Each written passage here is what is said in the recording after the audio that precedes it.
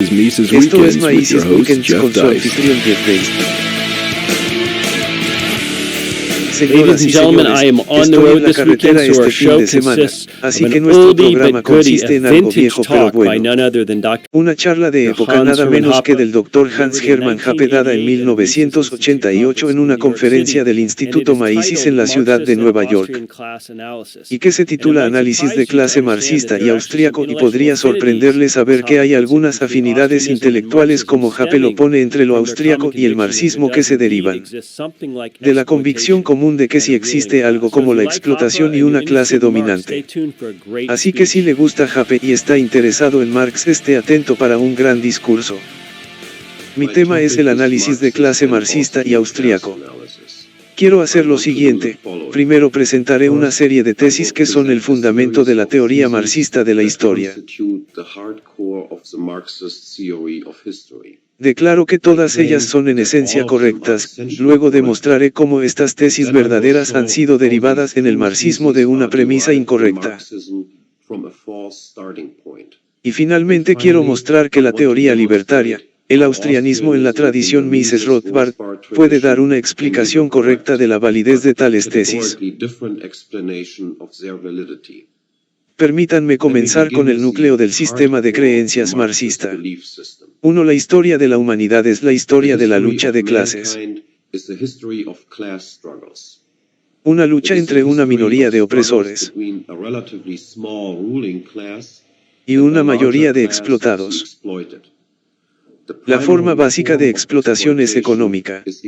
La clase opresora expropia parte de la producción de los explotados.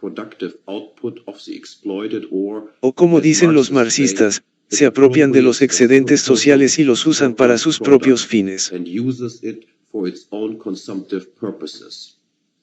2. La clase opresora está unificada en su interés común de mantener su posición explotadora y maximizar su producto excedente libremente apropiado de la explotación. Nunca ceden deliberadamente un poder o ingreso de la explotación. En cambio, cualquier pérdida de poder o de ingresos debe descansar, lejos de ello, en las luchas cuyo resultado depende en última instancia de la conciencia de los explotados. Se trata de saber si, y en qué medida, los explotados son conscientes de su propia situación y están conscientemente unidos con otros miembros de la clase en común oposición a la explotación. 3. Las diferencias de clase se manifiestan a través de la asignación de derechos de propiedad o, en terminología marxista, relaciones específicas de producción. Para proteger esas relaciones de producción, los explotadores crean y están a la cabeza del Estado, que es un aparato de compulsión y coerción. Para proteger estos acuerdos o relaciones, el Estado hace cumplir y ayuda a reproducir una estructura de clase dada mediante la administración de un sistema de justicia de clase y asiste en la creación y apoyo de una superestructura ideológica que mantenga a los explotados dormitados de su conciencia de clase. 4. Internamente, la competencia dentro de la clase dirigente tiende a la concentración y a la centralización.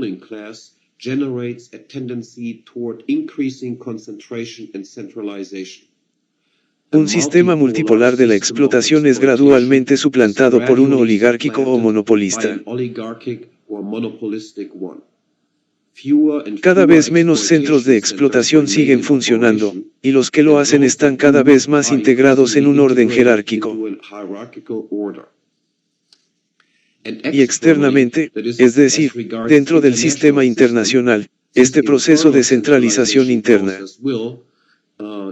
llevará al imperialismo, las guerras entre estados y la expansión del territorio explotado. 5. Con la centralización y expansión el gobierno de la explotación,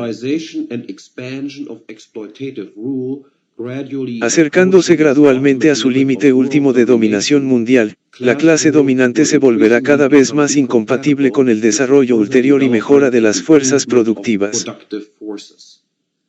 El estancamiento económico y las crisis se vuelven cada vez más características y crean las condiciones objetivas para la aparición de una conciencia de clase revolucionaria entre los explotados. La situación será propicia para la aparición de una sociedad sin clases. El marchitamiento del Estado, el reemplazo del gobierno de los hombres sobre los hombres por la administración de las cosas. Y, como resultado, una inaudita prosperidad económica. Todas estas tesis son perfectamente justificables, como lo demostraré.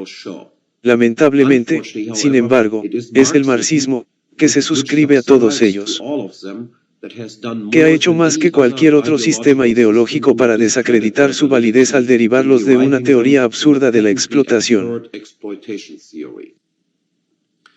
¿Qué es esta teoría marxista de la explotación? Según Marx,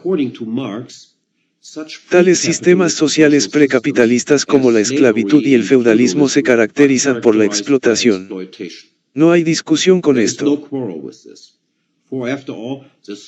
Después de todo, el esclavo no es un trabajador libre, y no se puede decir que gane de ser esclavizado.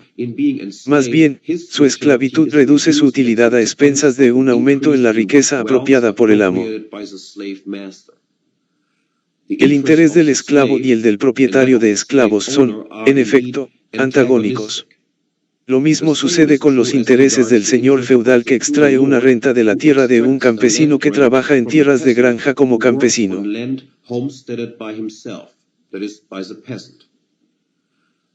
Las ganancias del señor son las pérdidas del campesino. Y es indiscutible que tanto la esclavitud como el feudalismo obstaculizan el desarrollo de las fuerzas productivas. Ni el esclavo ni el siervo serán tan productivos como lo serían sin esclavitud ni servidumbre. Pero la idea genuinamente nueva del marxismo es que esencialmente nada cambia. En cuanto a la explotación bajo el capitalismo, es decir, si el esclavo se convierte en un trabajador libre, o si el campesino decide cultivar tierras asignadas por otra persona y paga una renta a cambio de hacerlo. Sin duda, Marx, en el famoso capítulo 24 del primer volumen de su Capital, titulado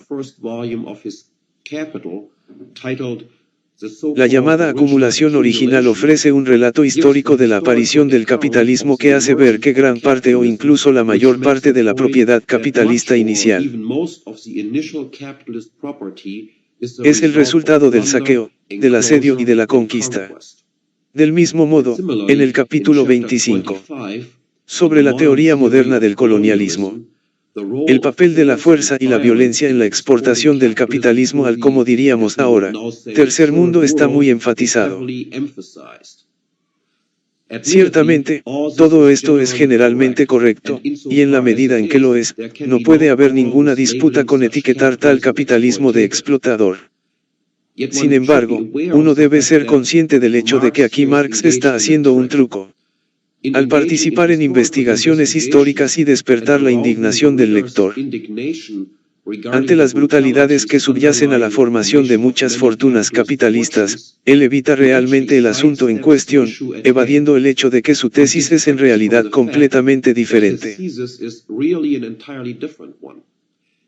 A saber, que incluso bajo el capitalismo limpio, por así decirlo, es decir, un sistema en el cual la apropiación original del capital no era el resultado de nada más que la propiedad familiar, el trabajo y el ahorro.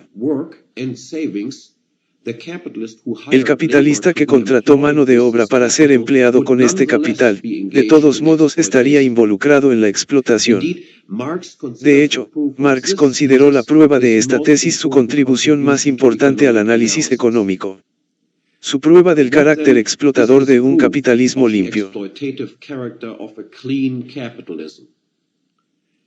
consiste en la observación de que los precios de los factores, en particular los salarios pagados a los obreros por el capitalista, son inferiores a los precios de producción. El jornalero, por ejemplo, recibe un salario que representa bienes de consumo que se pueden producir en 3 días, pero en realidad trabaja 5 días por su salario y produce una producción de bienes de consumo que excede lo que recibe como remuneración. El producto de los 2 días extra, la plusvalía en la terminología marxista, es apropiada por el capitalista.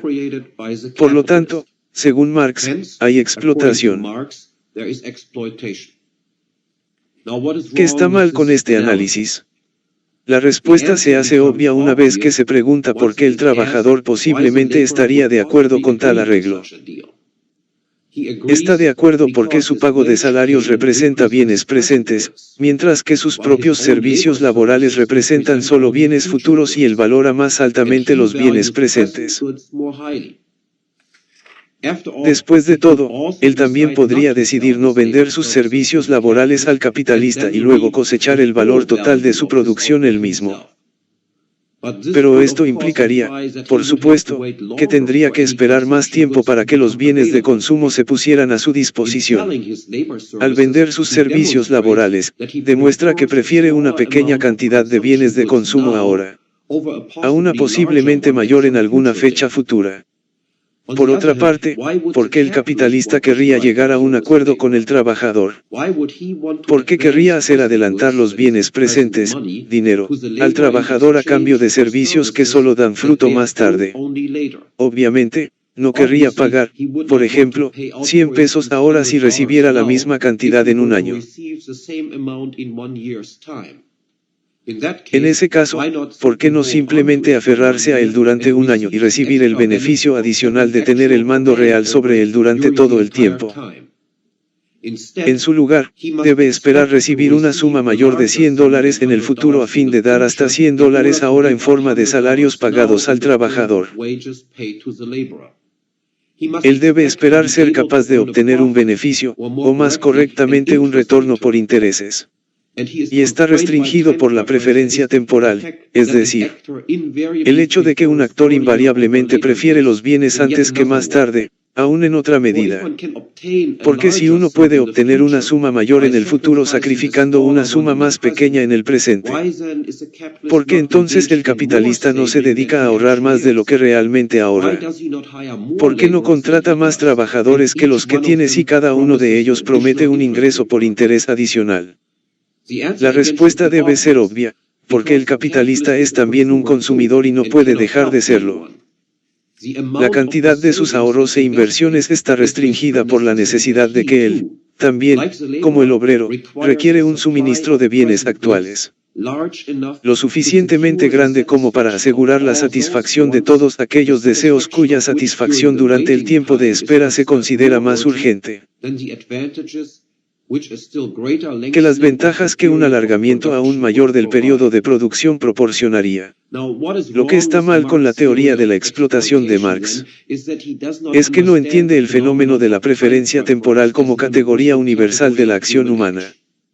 Que el obrero no reciba su valor total, por así decirlo, no tiene nada que ver con la explotación, sino que simplemente refleja el hecho de que es imposible para el hombre el intercambio de bienes futuros por bienes actuales, a menos que sea mediante un descuento. A diferencia del caso del esclavo y el amo, donde este último se beneficia a expensas del primero, la relación entre el trabajador libre y el capitalista es mutuamente beneficiosa. El trabajador entra en el acuerdo porque, dada su preferencia temporal, él prefiere una cantidad menor de bienes presentes a una mayor a futuro. Y el capitalista entra en el porque, dada su preferencia temporal, él tiene un orden de preferencia inverso y considera una cantidad mayor de bienes en el futuro, a una más pequeña en el presente. Sus intereses no son antagónicos sino armoniosos. Sin la expectativa del capitalista de un retorno de intereses, el trabajador estaría en peor situación porque tendría que esperar más tiempo del que esperaba, y sin la preferencia del trabajador por los bienes presentes. El capitalista estaría peor porque tendría que recurrir a métodos de producción menos indirectos y menos eficientes que los que él desearía adoptar. Tampoco puede considerarse que el sistema salarial capitalista sea un impedimento para el desarrollo ulterior de las fuerzas de producción, como afirma Marx. Si al obrero no se le permitiera vender sus servicios laborales y al capitalista comprarlos, la producción sería inferior, porque la producción tendría que tener lugar con niveles relativamente reducidos de acumulación de capital. bajo un sistema de producción socializada, corte del audio, a través de la propiedad familiar, la producción y diagonal o el ahorro. En cada caso se produce con la expectativa de que conducirá a un aumento en la producción de bienes futuros. El valor que un actor atribuye a su capital refleja el valor que atribuye a todos los ingresos futuros esperados, atribuibles a su cooperación y descontados por su tasa de preferencia temporal. Sí, al igual que en el caso de los factores de producción de propiedad colectiva. A un actor ya no se le otorga el control exclusivo sobre su capital acumulado y, por consiguiente, sobre los ingresos futuros derivados de su empleo, sino que se asigna un control parcial a los no propietarios, no productores y no ahorradores, para él, el valor de los ingresos esperados y, por tanto, de los bienes de capital, se reduce. Su tasa efectiva de preferencia temporal aumentará. Habrá menos apropiación de recursos cuya escasez sea reconocida, y menos ahorro para el mantenimiento de los bienes existentes y la producción de nuevos bienes de capital. El periodo de producción, el ciclo de la estructura de producción, se acortará, y se traducirá en un relativo empobrecimiento. Si la teoría de Marx de la explotación capitalista y sus ideas sobre cómo poner fin a la explotación y establecer la prosperidad universal son falsas hasta el punto de ser ridículas, está claro que cualquier teoría de la historia que pueda derivarse de ella debe ser falsa también. O si debe ser correcta, debe haber sido derivada incorrectamente.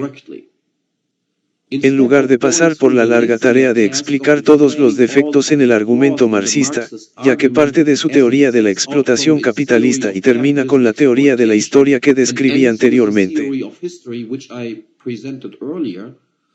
tomaré aquí un atajo. Esbozaré de la manera más breve posible una correcta teoría austríaca, misesiano-rothbardiana, de la explotación. Daré un bosquejo explicativo de cómo esta teoría tiene sentido fuera de la teoría clasista de la historia. Y resaltar a lo largo del camino algunas diferencias clave entre esta teoría de clases y la marxista, y también señalar algunas afinidades intelectuales entre el austrianismo y el marxismo, derivadas de su convicción común de que realmente existe algo como la explotación y una clase dominante.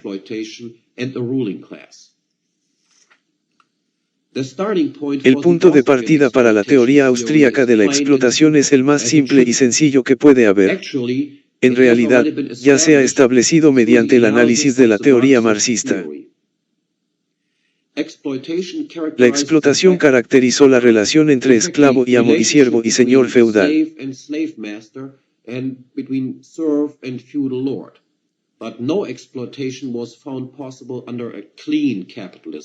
Pero ninguna explotación fue posible bajo un capitalismo limpio. ¿Cuál es la diferencia principal entre estos dos casos? La respuesta es, el reconocimiento o no reconocimiento del principio de propiedad agrícola. El campesino bajo el feudalismo es explotado porque no tiene el control exclusivo sobre la tierra que él cultiva.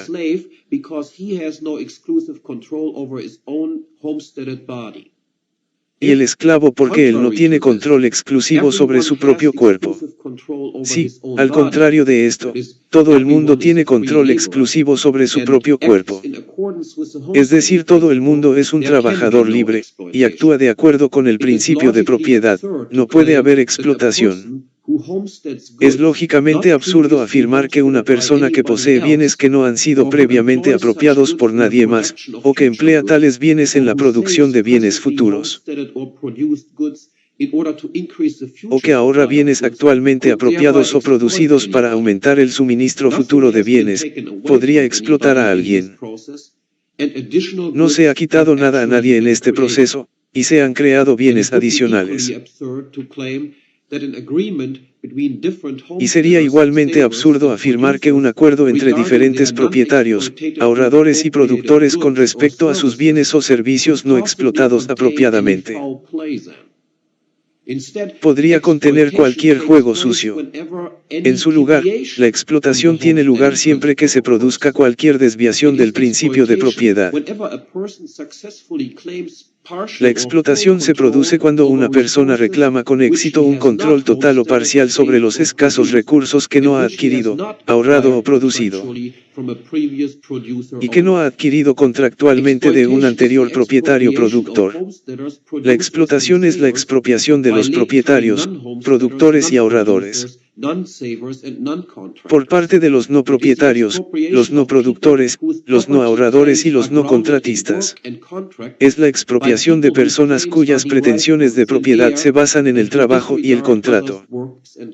Por personas cuyas reclamaciones se derivan de la nada y que desprecian el trabajo y los contratos de otros. Huelga decir que la explotación así definida es, de hecho, una parte integral de la historia humana. Se puede adquirir y aumentar la riqueza, ya sea mediante la herencia, la producción, el ahorro o la contratación, o mediante la expropiación de propietarios, productores, ahorradores o contratistas. No hay otras maneras. Ambos métodos son naturales para la humanidad. Comparadas con la propiedad, la producción y la contratación, siempre han sido adquisiciones no productivas y no contractuales. Y en el curso del desarrollo económico, así como los productores y contratistas pueden formar casas comerciales, empresas y corporaciones. Los explotadores pueden crear empresas de explotación a gran escala, gobiernos y estados. La clase dirigente está compuesta inicialmente por los miembros de tal empresa de explotación, y con una clase dominante establecida sobre un territorio determinado y dedicada a la expropiación de recursos económicos de una clase de productores explotados. El centro de toda la historia se convierte realmente en la lucha entre explotadores y explotados. La historia, entonces, correctamente narrada, es esencialmente la historia de las victorias y derrotas de los gobernantes. En su intento de maximizar los ingresos explotados apropiadamente y de los gobernados en sus intentos de resistir y revertir esta tendencia. Es en esta evaluación de la historia que los austríacos y los marxistas están de acuerdo, ya que existe una notable afinidad intelectual entre las investigaciones históricas austríacas y marxistas.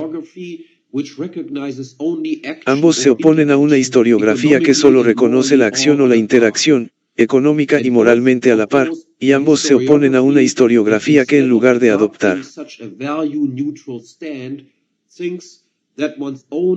una postura tan neutral en cuanto al valor, piensa que los propios juicios de valor subjetivos introducidos arbitrariamente por cada uno tienen que proporcionar el papel de las narrativas históricas de uno. Más bien, la historia debe ser contada en términos de libertad y explotación, parasitismo y empobrecimiento económico, propiedad privada y su destrucción. De lo contrario se cuenta falsamente. Mientras que las empresas productivas vienen o van a causa del apoyo voluntario o de su ausencia. Una clase dominante nunca llega al poder porque existe una demanda por ella, ni abdicar cuando se exige demostrativamente la abdicación. No se puede decir por ninguna extensión de la imaginación que los propietarios, productores, ahorradores y contratistas han exigido su propia expropiación. Deben ser forzados a aceptarlo, y esto demuestra de manera concluyente que la empresa explotadora no es demandada en absoluto. Tampoco se puede decir que una clase dominante pueda ser derribada absteniéndose de las transacciones con ella de la misma manera que uno puede derribar una empresa productiva. La clase dominante adquiere sus ingresos a través de transacciones no productivas y no contractuales y, por lo tanto, no se ve afectada por los boicots. Por el contrario, lo que hace posible el surgimiento de una empresa de explotación, y lo que solo a su vez puede derribarla, es un estado específico de la opinión pública o, en terminología marxista, un estado específico de conciencia de clase. Un explotador crea víctimas y las víctimas son enemigos potenciales. Es posible que esta resistencia pueda ser destruida de forma duradera por la fuerza. Como, por ejemplo, en el caso de un grupo de hombres que explotan a otro grupo de aproximadamente el mismo tamaño. Sin embargo, se necesita más que fuerza para expandir la explotación sobre una población de varias veces su tamaño. Para que esto suceda, una empresa también debe tener apoyo público. Una mayoría de la población debe aceptar las acciones de explotación como legítimas. Esta aceptación puede ir desde el entusiasmo activo hasta la resignación pasiva. Pero debe ser aceptación en el sentido de que una mayoría debe haber renunciado a la idea de resistir activa o pasivamente cualquier intento de hacer cumplir adquisiciones de propiedad no productivas y no contractuales. La conciencia de clase debe ser baja, subdesarrollada y vaga. Solo mientras dure este estado de cosas todavía habrá espacio para que una empresa explotadora prospere. Aunque no exista una demanda real por ella. Solo si y en la medida en que los explotados y expropiados desarrollen una idea clara de su propia situación y se unan con otros miembros de su clase a través de un movimiento ideológico que exprese la idea de una sociedad sin clases donde toda explotación sea abolida. La clase dominante se quebrará. Si y en la medida en que la mayoría del público explotado se integre conscientemente en dicho movimiento y, en consecuencia, manifieste un escándalo común por todas las adquisiciones de bienes no productivos o no contractuales. Muestre un desprecio común por todos los que se dedican a tales actos, y deliberadamente no aporte nada para ayudarlos a tener éxito. Por no mencionar activamente tratando de obstruirlos, su poder puede desmoronarse. La abolición gradual de la dominación feudal y absolutista y el surgimiento de sociedades cada vez más capitalistas en Europa Occidental y en los Estados Unidos, acompañadas por un crecimiento económico inaudito y una creciente población, fue el resultado de una creciente conciencia de clase entre los explotados, ideológicamente moldeados juntos a través de las doctrinas de los derechos naturales y el liberalismo. En esto los austríacos y los marxistas están de acuerdo. Sin embargo, discrepan sobre si la reversión de este proceso de liberalización y los niveles cada vez mayores de explotación en estas sociedades desde el último tercio del siglo XIX, y particularmente pronunciada desde la Primera Guerra Mundial, son el resultado de una pérdida de conciencia de clase. De hecho, según el punto de vista austríaco, el marxismo debe aceptar gran parte de la culpa de este desarrollo, desviando la atención del modelo de explotación correcto del propietario productor ahorrador contratista versus el no propietario productor ahorrador contratista al modelo falaz del asalariado contra el capitalista, confundiendo así cosas.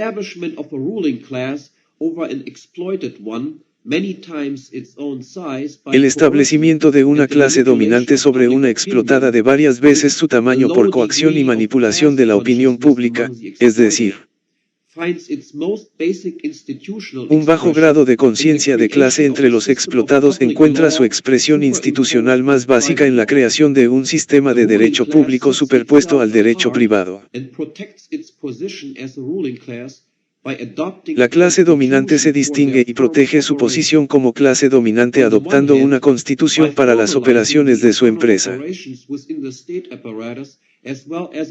Por un lado, al formalizar las operaciones internas dentro del aparato estatal y sus relaciones con la población explotada. Una constitución crea cierto grado de estabilidad jurídica.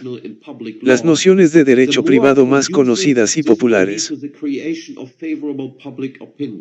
se incorporan al derecho constitucional y público, cuanto más favorable sea el público a la existencia del Estado.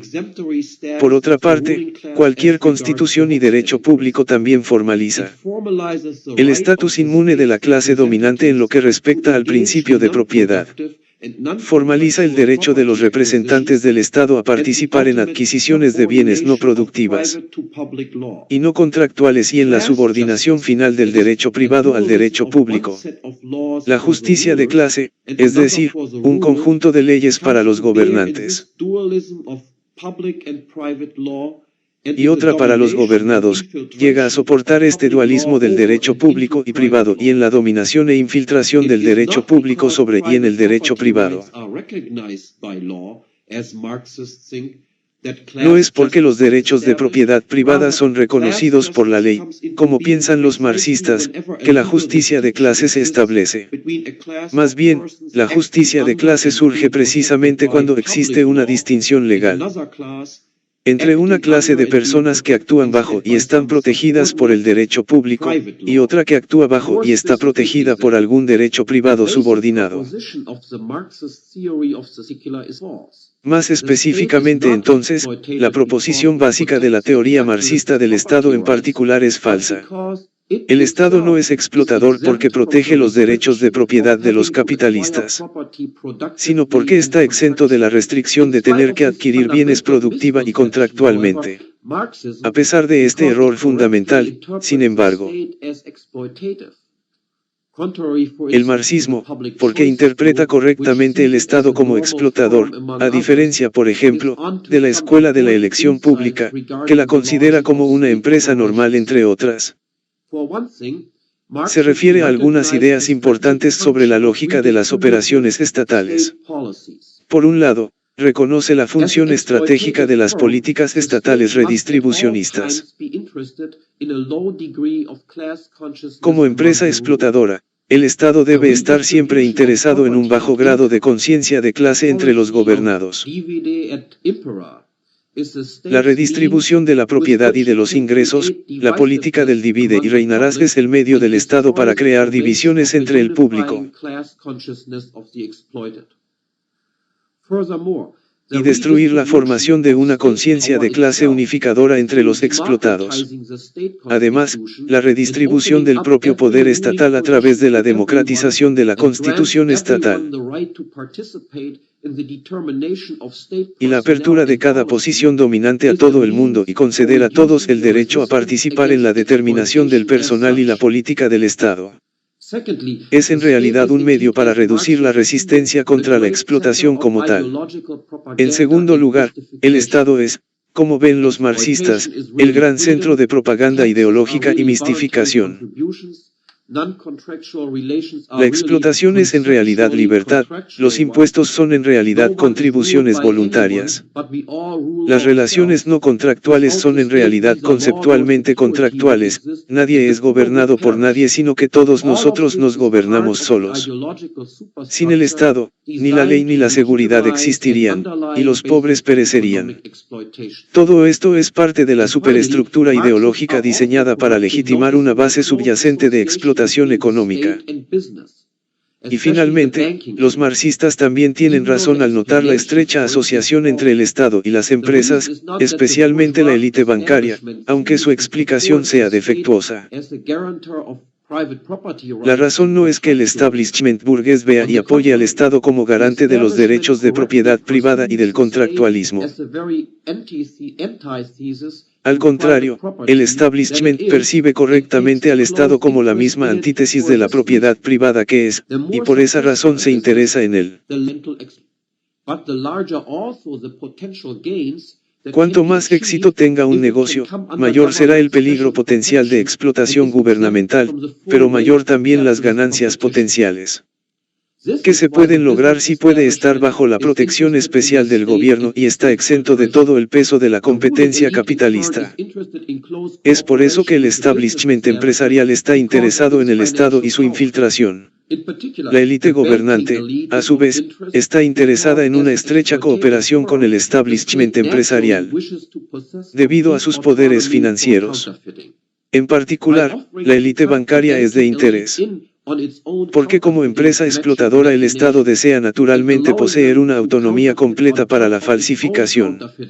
Al ofrecerles subsumir la élite bancaria en sus propias maquinarias de falsificación y permitirles falsificar, además de sus propias notas falsificadas bajo un régimen de banca de reserva fraccional, el Estado puede alcanzar fácilmente esta meta y establecer un sistema de dinero monopolizado por el Estado y la banca cartelizada controlada por el Banco Central, y a través de esta conexión de falsificación directa con el sistema bancario y por extensión los principales clientes de los bancos.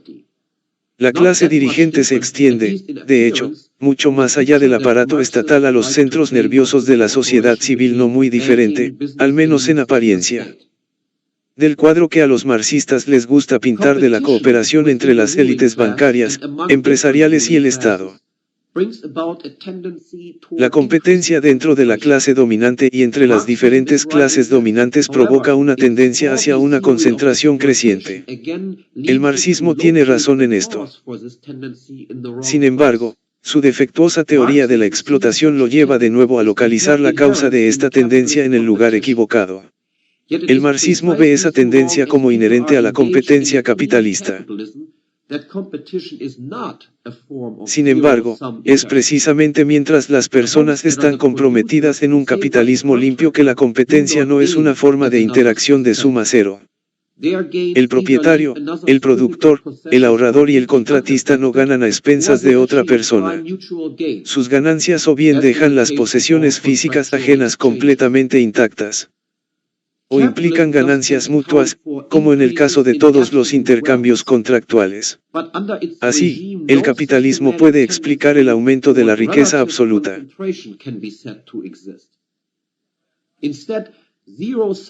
Pero bajo su régimen no se puede decir que exista una tendencia sistemática hacia la concentración relativa.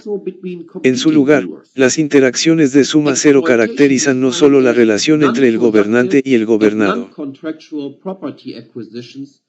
sino también entre los gobernantes competidores. La explotación definida como adquisición de bienes no productivos y no contractuales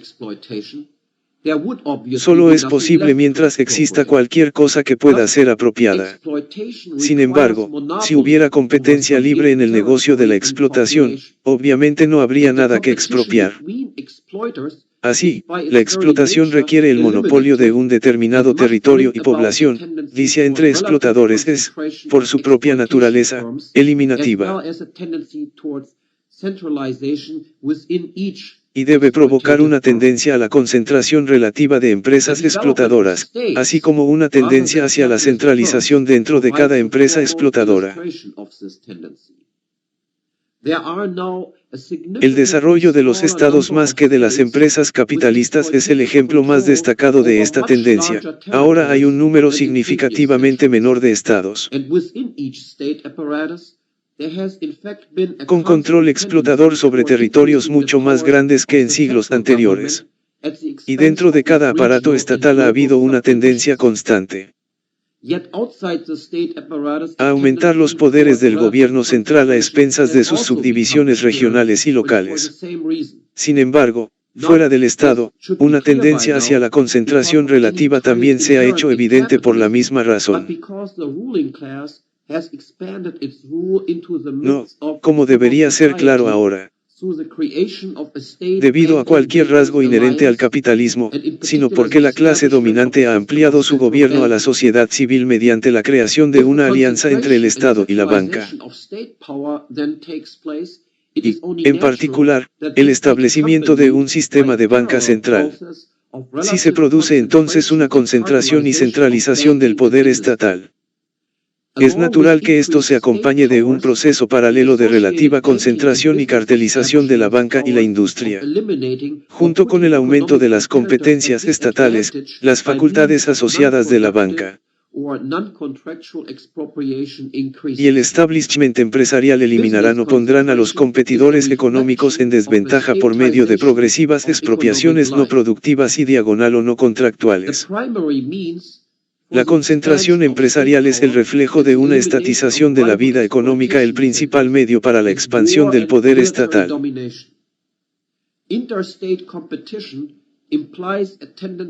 Y la eliminación de centros de explotación rivales es la guerra y la dominación militar.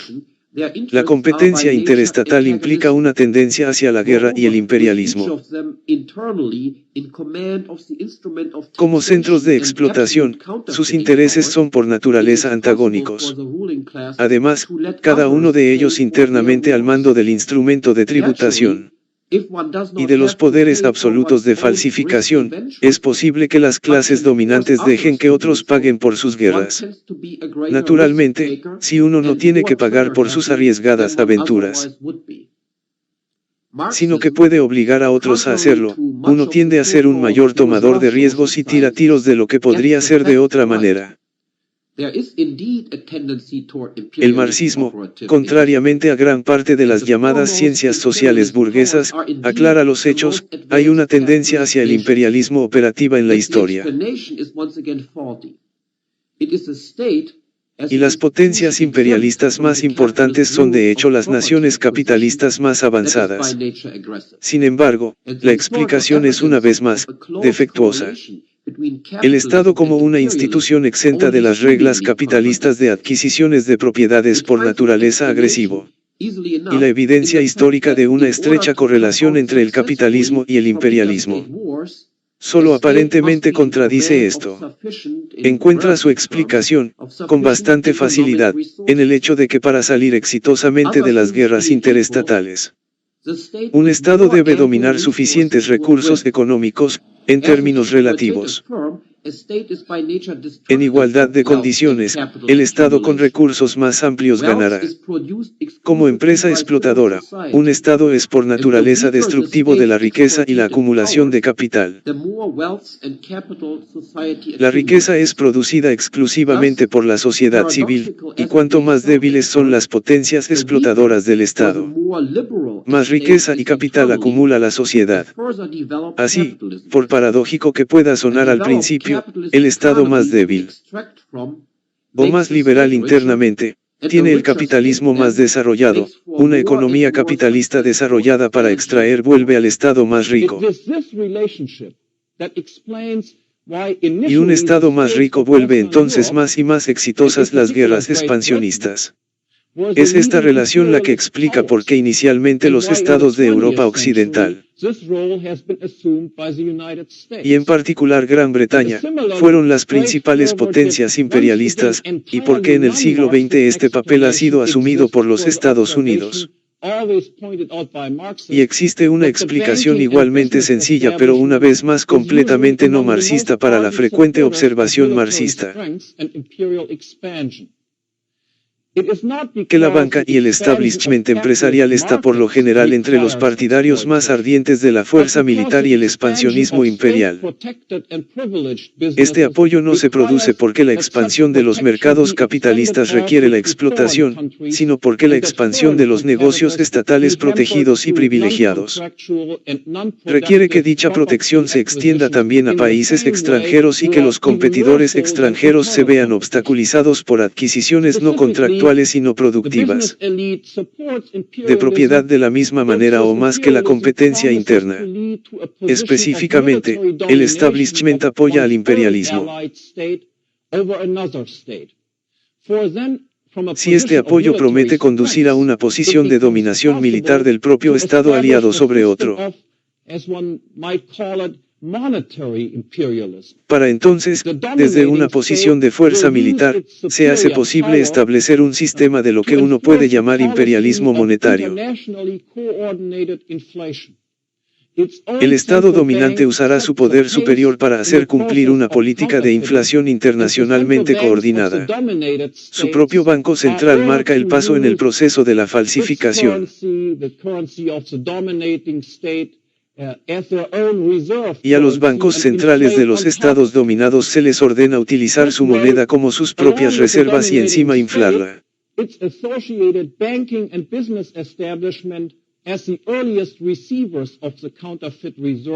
Así, junto con el Estado dominador y como los primeros receptores de la falsa moneda de reserva, pueden comprometerse en una expropiación casi gratuita de propietarios extranjeros y productores de ingresos. Una doble capa de explotación de un Estado extranjero y una élite extranjera sobre un Estado nacional y una élite es impuesta a la clase explotada en los territorios dominados, causando una prolongada dependencia económica y un relativo estancamiento económico en comparación con la nación dominante. Es esta situación, muy poco capitalista, la que caracteriza la situación de los Estados Unidos y el dólar estadounidense y que da lugar a las acusaciones correctas sobre la explotación económica y el imperialismo del dólar. Paso a las últimas tesis. La creciente concentración y centralización de las potencias explotadoras conduce al estancamiento económico y el hundimiento de las fuerzas productivas, y por lo tanto crea las condiciones objetivas para la desaparición definitiva de estas potencias y el establecimiento de una sociedad sin clases capaz de producir una inaudita prosperidad económica. Contrariamente a las afirmaciones marxistas, esta sociedad no será el resultado de ninguna ley histórica. De hecho, no existen cosas tales como inexorables leyes históricas como los marxistas las conciben. Tampoco será el resultado de una tendencia a la caída de la tasa de ganancia con una mayor composición orgánica del capital. Como pensaba el marxismo, es decir, un aumento en la proporción entre el capital constante y el variable.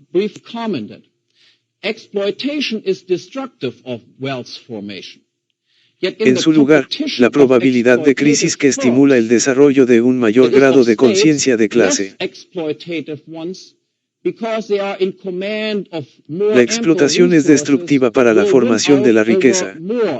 Por lo tanto, en la competencia de las empresas explotadoras, es decir, de los estados menos explotadores o más liberales debido a que están al mando de recursos más amplios, tienden a superar a las más explotadoras. El proceso del imperialismo inicialmente tiene un efecto relativamente liberador sobre las sociedades que están bajo su control. El gobierno estatal se reconoce cada vez más incompatible con el posterior desarrollo de las fuerzas productivas y el crecimiento económico.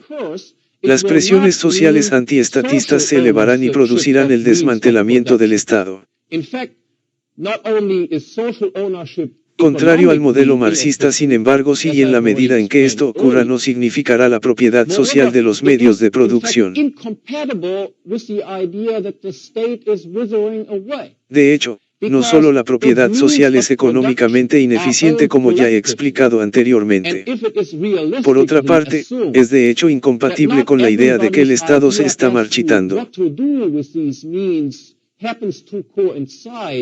Porque si los medios de producción son propiedad colectiva, y si se asume de manera realista que no todas las ideas sobre cómo emplear estos medios en la producción coinciden,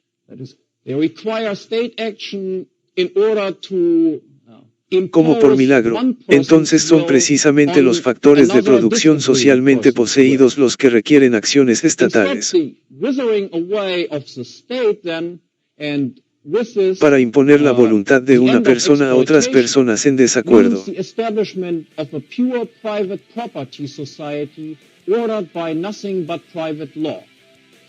En cambio, la desaparición del Estado, y con esto el fin de la explotación,